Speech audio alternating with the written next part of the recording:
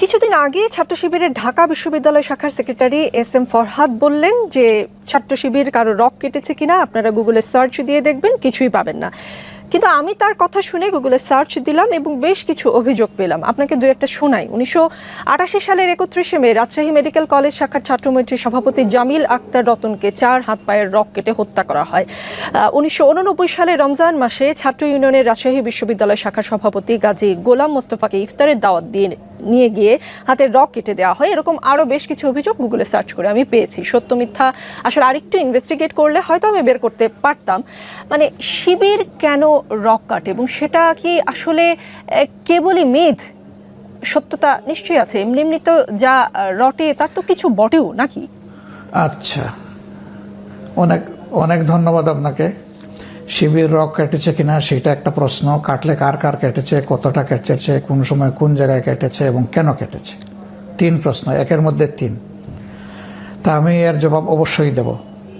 কিন্তু এও কি আপনি একটু লক্ষ্য করেছেন, একজন সচেতন নাগরিক হিসাবে আমি বাদ দিলাম আপনি সাংবাদিক, অবশ্যই আপনি সাংবাদিক, এটাকে একদিকে রাখলাম।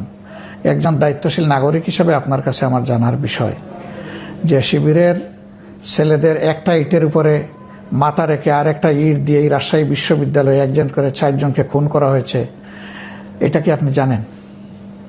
সেটা যারা করেছে তাদেরকে প্রশ্ন করব। খবর নেবেন। জি, প্রশ্ন করব তাদেরকে। 2 নম্বর, হ্যাঁ ঠিক, আপনি খবর নেবেন।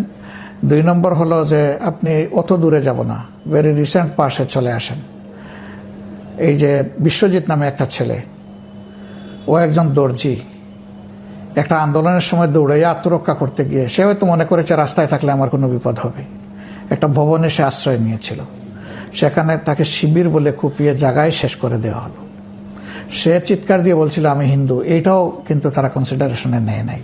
তুই শিবির, এটা বলেই তাকে এইভাবে কুপিয়ে স্পষ্ট দিবালুকে হত্যা করা হয়েছে এবং তাদের কিছু শাস্তি হয়েছে। আমি জানি না আলটিমেটলি সেই শাস্তি বাস্তবায়ন কতটুকু হবে। 3 নম্বর, আবরার ফাহাদ, এই যে বুয়েটে, এই ছেলেটা নামাজ পড়ে মানুষকে নামাজের জন্য আহ্বান জানায়।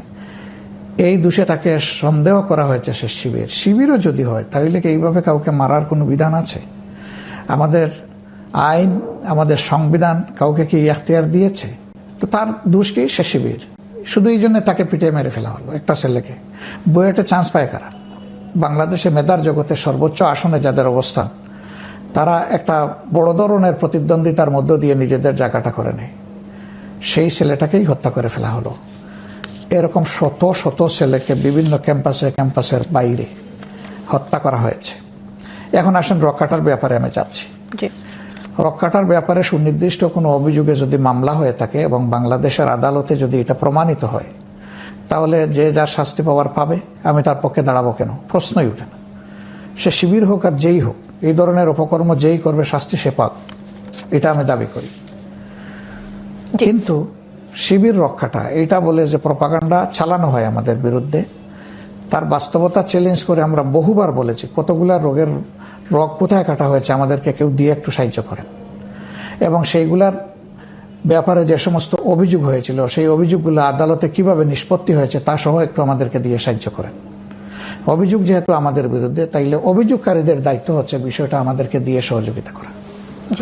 তারা যদি ওই রকম কোনো অভিযোগ দিয়ে আমাদেরকে সহযোগিতা করেন, আমরা সেগুলো দেখব। কিন্তু আপনাদের বিরুদ্ধে আপনাদেরও তো এগিয়ে আসতে হবে। আপনাদের দলের কেউ যদি এরকম করেই থাকে, আমি শুরুতেই বলেছি যা রটে তার কিছুটা হলেও বটে। আপনাদেরও তো দায় আছে খুঁজে বের করে তাদেরকে দলীয়ভাবে সাজা দেওয়ারও তো একটা রীতি আছে নিশ্চয়ই।